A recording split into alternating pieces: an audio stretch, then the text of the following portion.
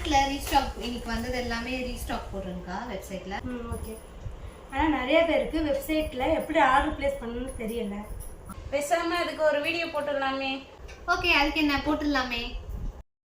கூகுளில் போய்ட்டு ஜஸ்வி கிரியேஷன் போட்டாலே நம்மளோட பேஜ் அட்ரஸோடு வரும். அதில் வெப்சைட்டை கிளிக் பண்ணி உள்ளே போனீங்கன்னா கலெக்ஷன்ஸ் எல்லாமே 1 by 1 கேட்டகரி வைஸாக பார்த்துக்கலாம். மேலே டாப்பில் கோடும் கொடுத்துருப்போம். கூப்பன் கோட் யூஸ் பண்ணி ஆஃபருமே அவைல் பண்ணிக்கலாம்.